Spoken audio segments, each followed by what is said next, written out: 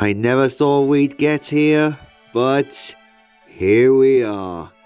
We finally made it to the saving grace of the CGI series, and Thomas as a whole, the Brenner Era.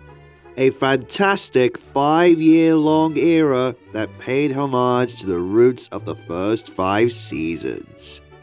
Let me provide a little history though. Before this, we were having a very turbulent time with seasons 8 through 16. 9 whole seasons that were either mediocre, frustrating, or just played up awful, with a hidden gem sprinkled in. That was until 2012. Mattel bought the rights to Hit Entertainment, and one of the first things they did was revamp the series back to how it used to be before season 8. Or season 6 and 7, depending on who you ask. A whole new team was brought along, including Ian McHugh as producer, new writers like Davey Moore and Helen Farrell, and even bringing back former Thomas writers Paul Larson and Lee Pressman, all of which were headed by the new head writer Andrew Brenner, hence the era's name. However, Nitrogen Studios' contract with Thomas had ended, and an all-new animation company was brought on, that being of course Arc Productions.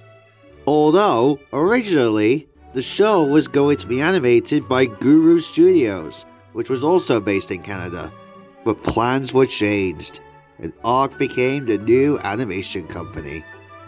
In this video, I am going to be giving my updated thoughts on seasons 17 to 21, and why they were truly the best seasons of the CGI series to date, and some of the best seasons we've had in years. So, let's begin.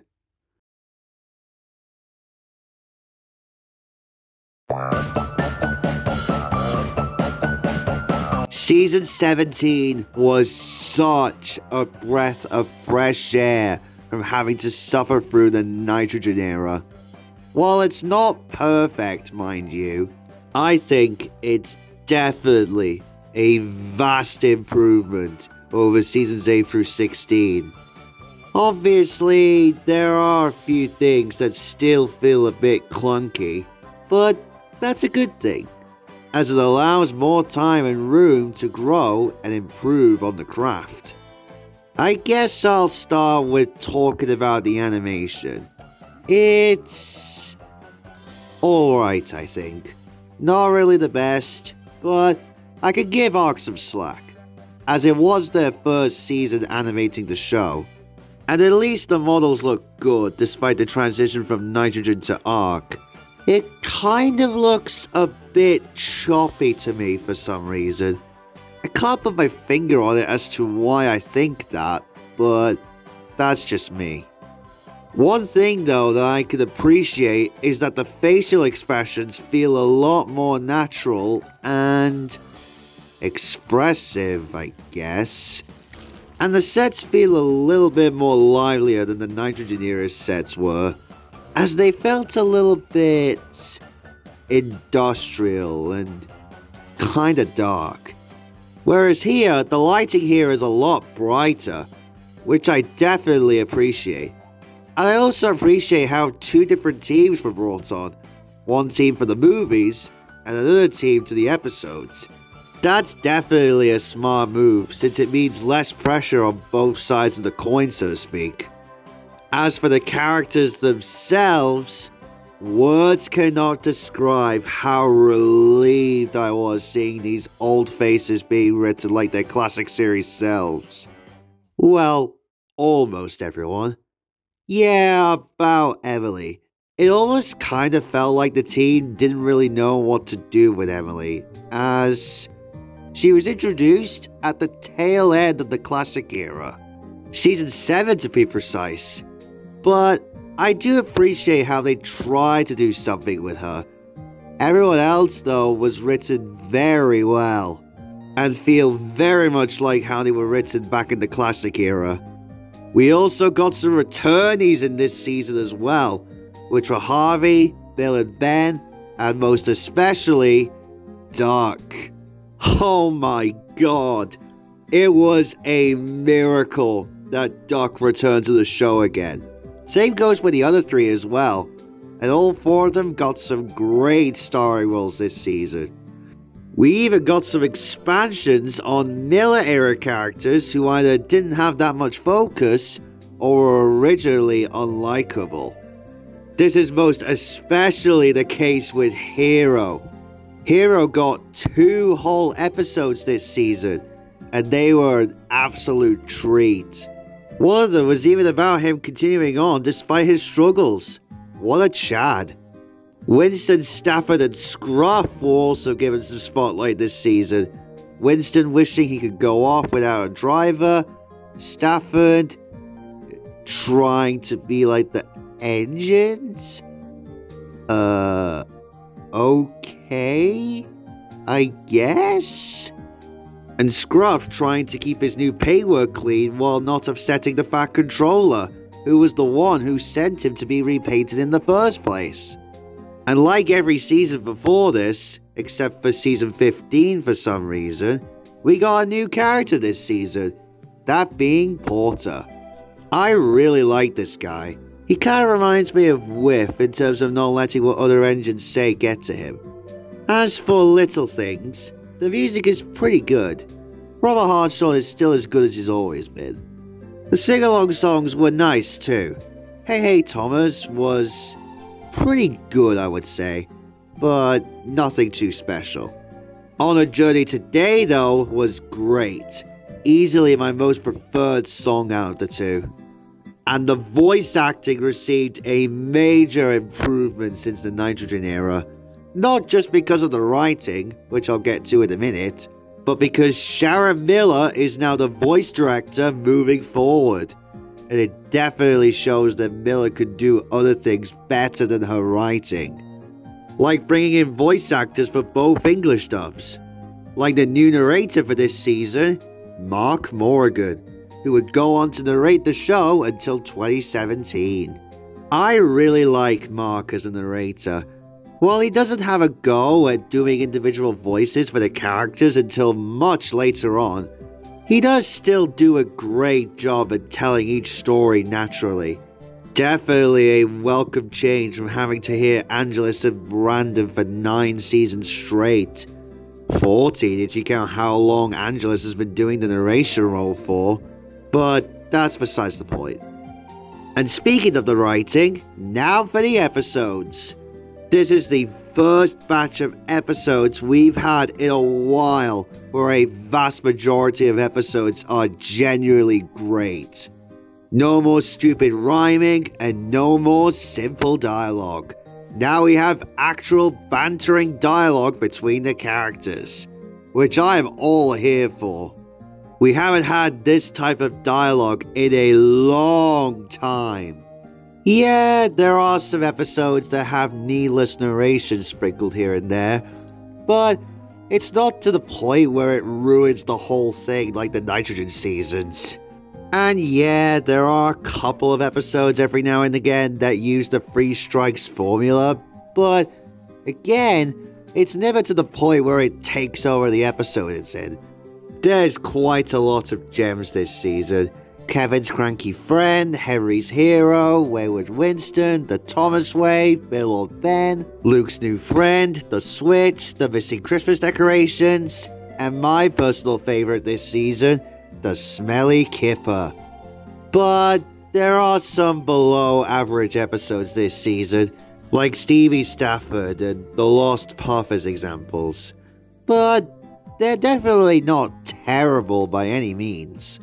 They're just not that good compared to the rest. Well, I never would have thought I'd have this much to say, but that just goes to show you how much this season has improved since the hit and Nitrogen eras. Season 17 may not have been perfect, but it was a really nice start to what would become a great era of the show.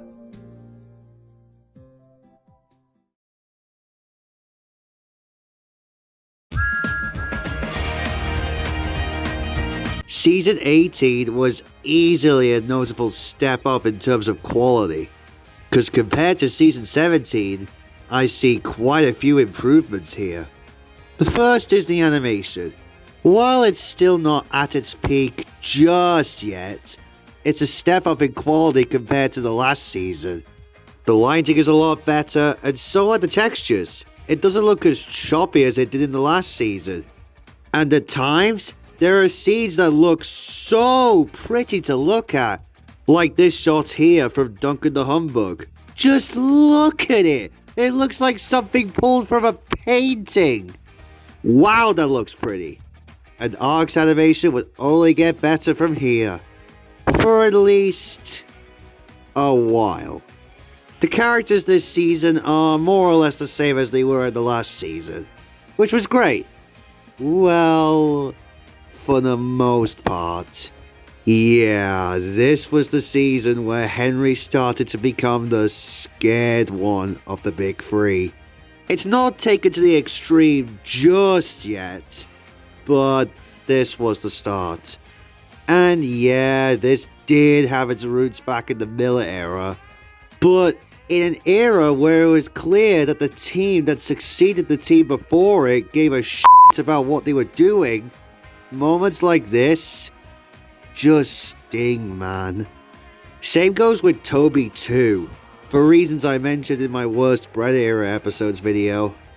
Like Season 17 though, we got some returning characters. In this case, it was Oliver, Toad, and flipping Duncan.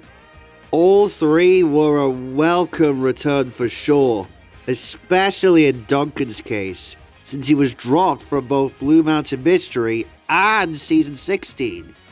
Because his real-life counterpart, Douglas, was going through an overhaul, meaning that the Nitrogen team weren't able to get a good look at his basis, unlike the other guys. However, he was mentioned briefly in Don't Bother Victor. Duncan's rods are rattling. He needs Victor. I know a lot of people aren't too keen on the CGI design for Duncan, but I view this the same way I view the Mario movie renders, where they look a little different than how they usually look, but still resemble the characters in some way, shape or form. So I can let it slide for Duncan. I can't say the same for Oliver though. This was at that point where Ark was still getting the hang of animating the show. So Oliver here looks so unproportioned, if that's even a word. But hey, at least his high and mighty character is still intact. And him not mentioning Douglas during the scene when he's telling Toad about his adventure, you could just chalk that up to him being all high and mighty. Speaking of Toad, he was handled great. I really love how he's still calling everyone by Mr. and Mrs. like he did before. That was so cool. And I really love his Spotlight episodes, which I'll get to those when we get there. Awesome to see him and Oliver back, as like Duck last season, it's about time they return to the show. Same with Duncan too. And then there's the new engine character for this season, Samson. And he's okay, I guess. His personality's fine, but yeah, I can see where Tug was coming from with this guy. Samson is described as a strong engine, but why did they choose the most simplest basis possible for him? The slip coaches, on the other hand, were really nice additions. I love all the lore they have with Duck, with them being uncoupled at stations without the engine stopping. That's such a genius idea. One of the few things I love about this era, actually. The music this season is really damn good. I completely forgot how good it was until this latest rewatch. And the sing-along songs were really damn good too. It's Christmas Time was a really nice Christmassy themed song. And I very much enjoyed Best Friends Express. I know there's a few people who don't like this song, but I like it. And the voice acting is, once again, on point like it was last season, especially with Olivia Colman's voice performance as Marion. As I said before in my Tale of the Bravery review, I love Marion as a character, and Olivia's performances here really show why. And now for the episodes. Like last season, this season is chocked full of standouts. Some of my personal favourites include Old Reliable Edward, Not So Slow Coaches, Thomas and the Emergency Cable, Thomas the Quarry Engine, the Gator episodes, the Marion episodes, the Duncan episodes, and one of the best Christmas episodes in the whole show, Last Train for Christmas. Oh, and speaking of the Gator episodes, I really love how Toad's bright idea literally takes place during the events of Tale of the Brave.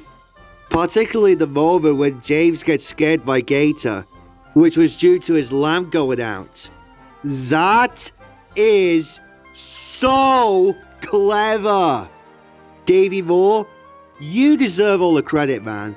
You may not have written Tale of the Brave, but the fact that you did an episode taking place during said movie is quite impressive. Although, like last season, it ain't without its stinkers, particularly with Flatbed Sophia and especially the Samson episodes and Signals Crossed. They're not terrible, they're just underwhelming compared to how great most of the other episodes are. So, Season 18 is a definite step up from Season 17. The animation is better, the stories are a step up, for the most part. The voice acting is just as great, and everything that this season did really well. While, again, it's not perfect, it's still worthy of being a successful second season for this era.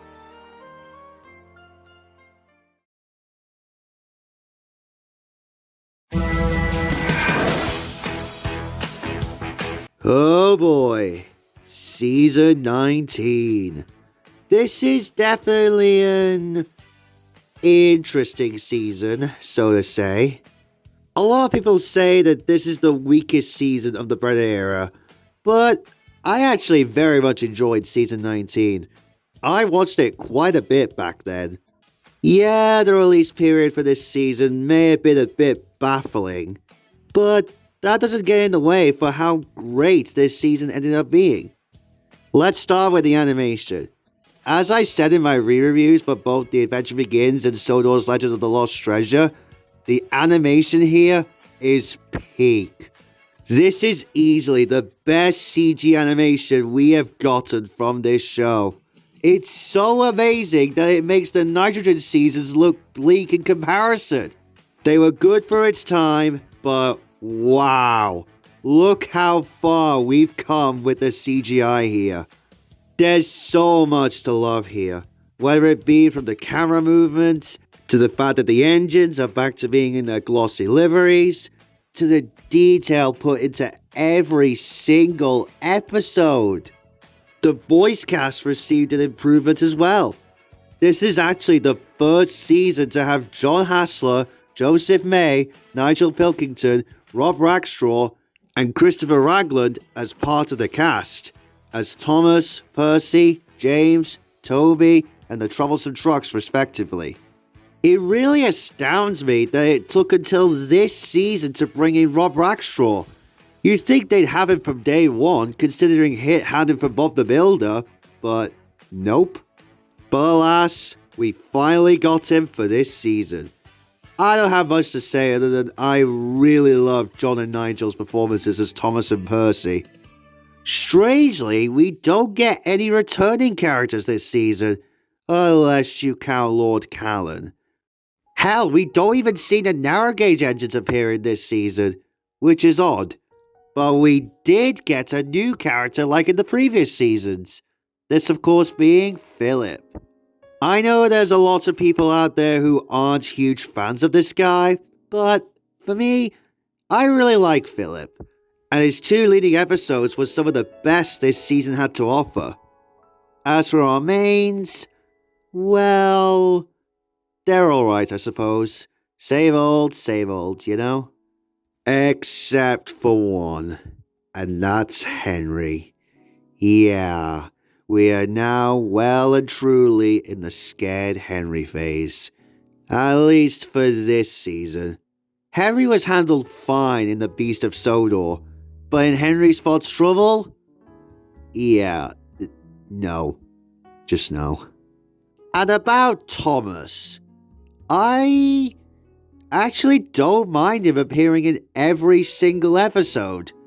For this season, it at least makes sense as to why that's the case. That's more of a reason as to how it was handled in the Miller era. And at least there's a healthy selection of variety in the episodes. Character-wise anyway. Plus, we get expansions to characters that we've never seen before.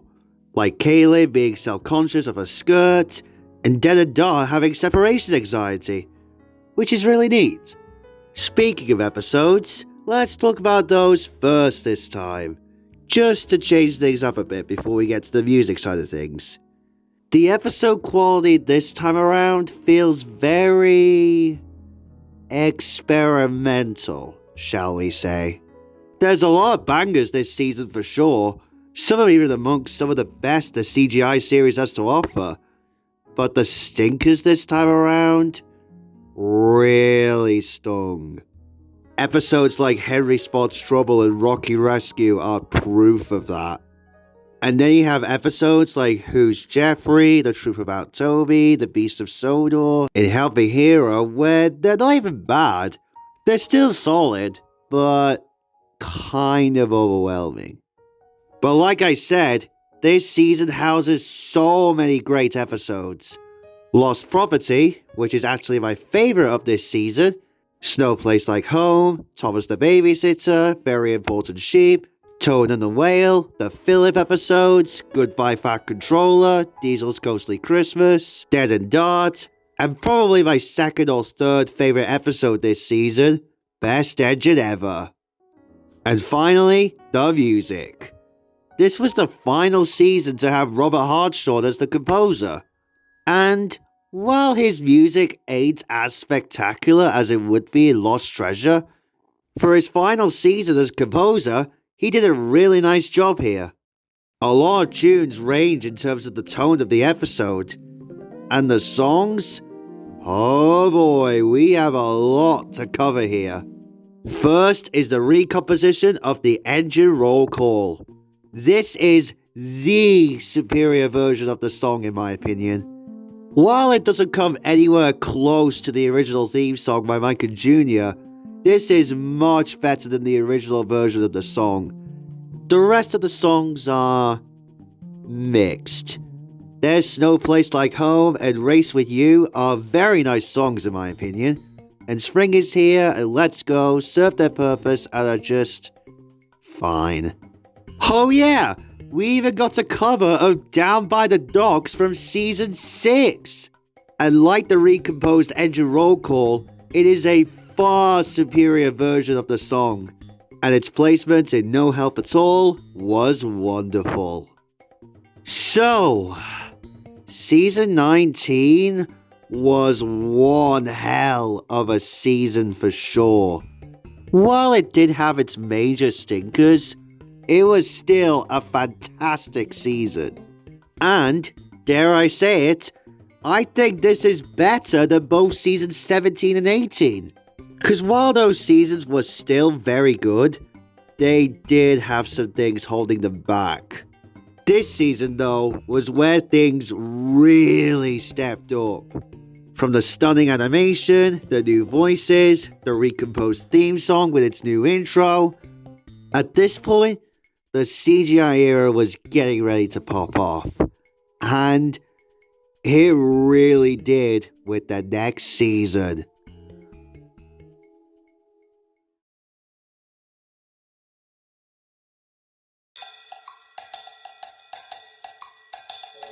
Here we are, guys.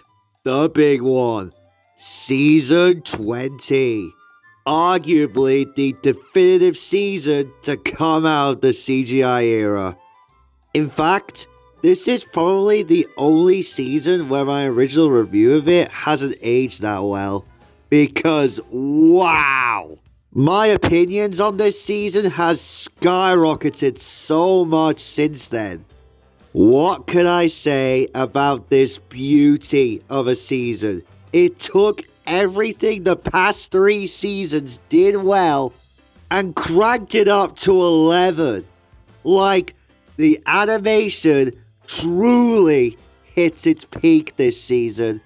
Loads of detail, amazing camera angles, and very humorous facial expressions.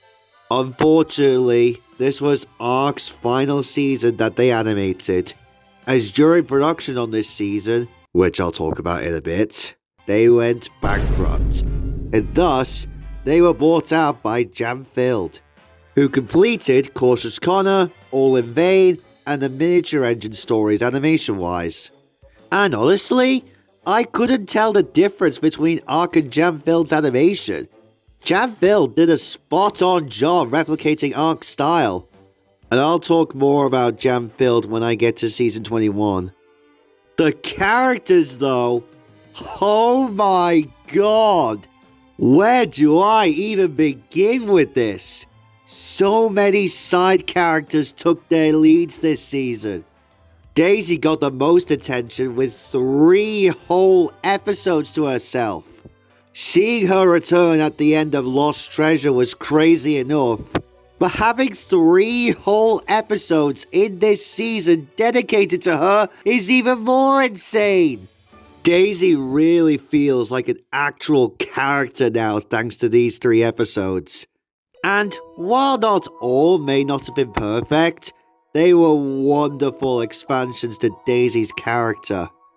The pack get a spotlight episode to themselves, especially in Max and Monty's case, which was really great.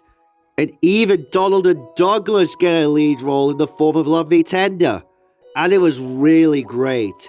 In fact, it feels like a more impactful version of Season 6's Twin Trouble, which was already great in its own right, but I don't know, this just feels even more impactful than that episode ever was. And even the newbies from both The Adventure Begins and Lost Treasure get some time in the spotlight. It was really cool seeing an episode focusing on the breakdown train. And while it may not have been perfect, it was still a very nice episode. Ryan also got a good amount of attention too, and he also feels like an actual character that he was in Lost Treasure. Skiff was also handled just as well as Ryan was, but the biggest shock of all was in 2 areas. One was with Glyn the Coffee Pot Engine. I was totally shocked when this guy came back, and man alive! His episodes this season were instant hits. Pairing him up with Steven was just a perfect decision on the crew's part. And the other was with the f***ing miniature engines, Rex, Mike, and Bert. Seeing them in the show for the first time in Lost Treasure was insane enough, but little did I know that Mattel would do something no one expected. Adaptations of their Railway series stories in CGI. To say that I was too shocked to speak during these episodes would be an understatement. This was so surreal, not just seeing these 3 in the spotlight in this season, but to see their 3 Railway series stories adapted for TV. The first one since Mind That Bike, no less. I guess you should never overlook a little engine, am I right? As for the newbies this season, Bradford was amusing as hell. He's basically the Thomas equivalent to Sarge from the Cars movies. Almost as if the Mattel crew took inspiration from him for his character. And I don't know if it's just me, but his paintwork kinda puts me in mind of Dad's Army, for some reason. I don't know why, it just does. And Hugo is okay. He's not the most interesting character per se, but he's fine. But just another merch-only character that we've seen so many times in Hit's department. At least he has a cool design with a unique gimmick to go along with it. And Rob Rackstraw does a good job as him. But I'd say Rob did a far superior job as Bradford with his army-like tone. And on to the episodes now. Holy f***ing God! So many bangers this season. Nearly every single episode this season was an instant hit. Most of them are some of the best the CGI series has to offer. And like season 19, Thomas does appear in every single episode, but he doesn't have a speaking role in every single one, which is definitely the correct approach in what you should do with him. Other than that, so many gems. Diesel and the Ducklings, Henry Gets the Express, Pouty James, All in Vain, Blown Away, Bradford the Brake Van, Ryan and Daisy, the Rail Car and the Coaches, the Christmas Coffee Pot, Over the Hill, and especially Tit for Tat, Mike's Whistle, and Useful Railway. And yes, I even really like the way she does it. 'Cause while the Misty Island reference was kind of bleak and out of nowhere, you could just chalk that up to it being a jab towards the island. And I completely agree with where James A. Williams was coming from when he talked about this episode in his season 20 video. And finally, the music. This is the first season to have the music composed by Chris Renshaw. And I gotta say, this is quite possibly his best season as composer.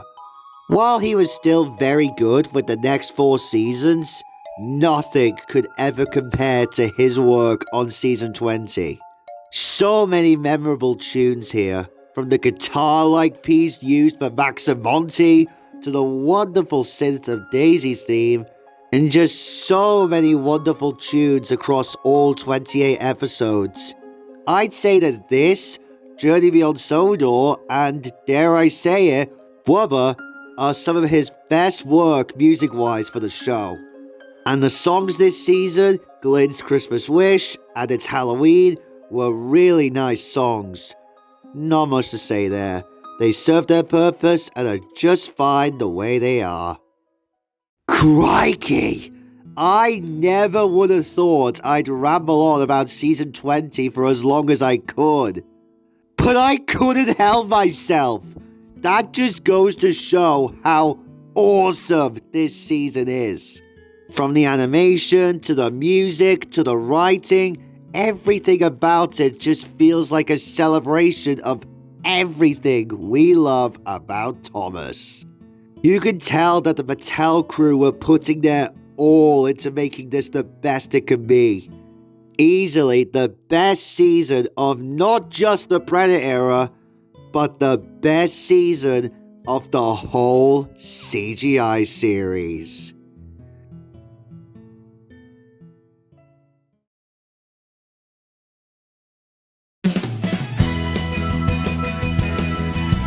And here we are, the final season of the Brenner Era, season 21.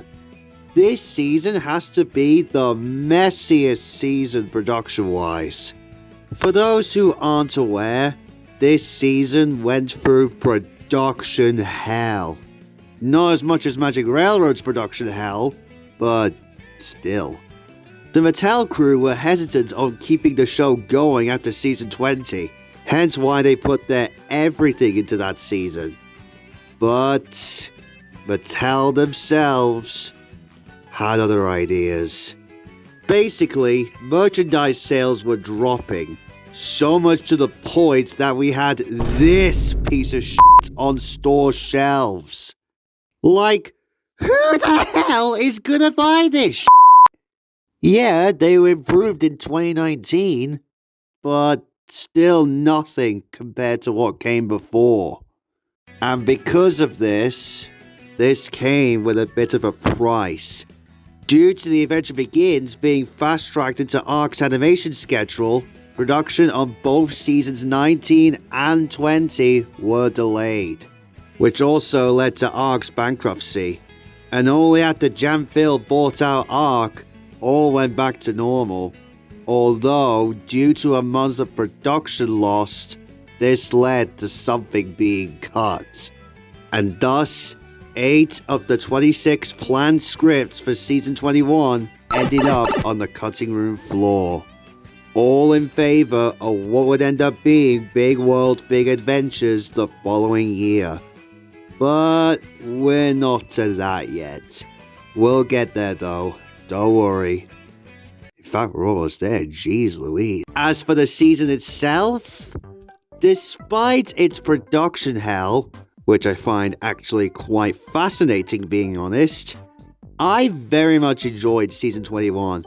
Granted, it's not up there with seasons 19 and 20 quality-wise, but for the most part, it's still very strong. In fact, I vividly remember when this season first came out back in 2017, and I really enjoyed it despite what was coming. Cause back then, I wasn't in the mindset about the whole controversy with the upcoming rebrand. Let's start with the animation. This is Jam-Phil's first season animating the show. Properly, that is. And they did a very good job here. The lighting still looks nice, and I really like how some sets have an autumn aesthetic to it. And yeah, we do have the body movements, but they aren't taken on fully as it is in Journey Beyond Sodor and the Blubber stuff. But it is still there. But as I said in my re-review of Journey Beyond Sodor, it's alright.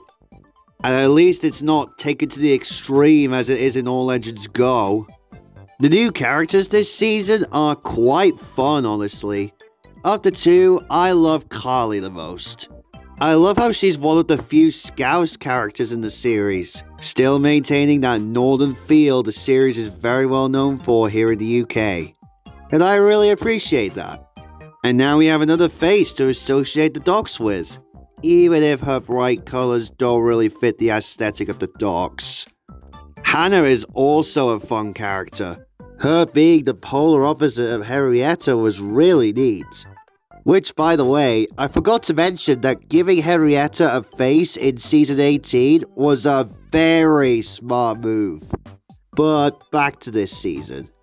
We also got some returnees. The biggest one, of course, marketing-wise, was Rosie, in an all-new paid job. And I really dig this new look. One of the few times where we see the NWR initials on an engine side.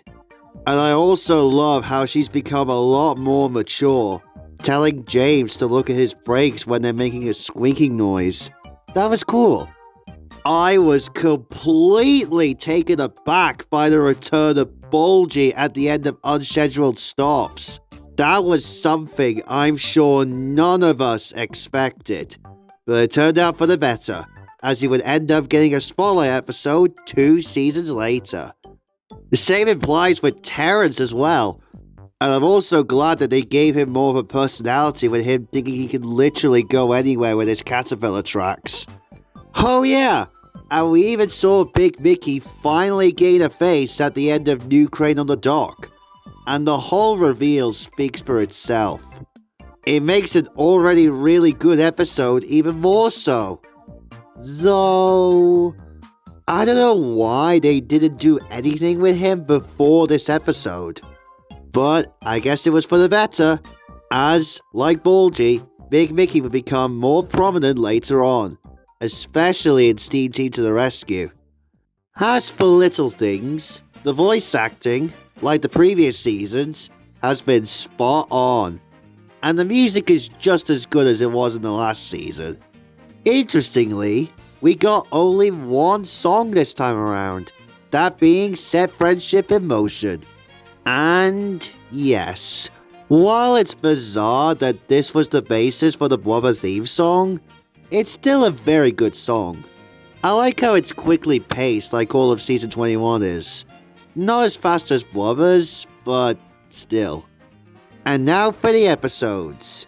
The episode quality is still just as strong as it was previously, but not as strong as Seasons 19 and 20.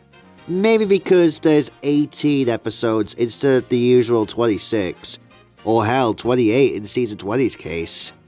That being said, there's quite a lot of gems here. Springtime for Diesel, Runaway Engine, Dowager Hat's Busy Day, Unscheduled Stops, Cranky at the End of the Line, New Crane on the Dock, Terrence Breaks the Ice, Daisy's Perfect Christmas, Confused Coaches, and my personal favourite from this season, the fastest red engine on Sodor. But there are some episodes that didn't really jive with me. Like, I'm not really a fan of Stock in Gear. It's not bad, but kind of overwhelming. Philip's number didn't really jive with me either, sorry to say. I like Philip, don't get me wrong, but this wasn't all that good in my opinion. So, Season 21 may not have had the best run production-wise, but it was a very good ending to a great era of the show. The animation's still nice, the music is still catchy, and the returnees were, well, welcome returns. And the new characters were healthy additions too. Easily the Brenner Era's swan song.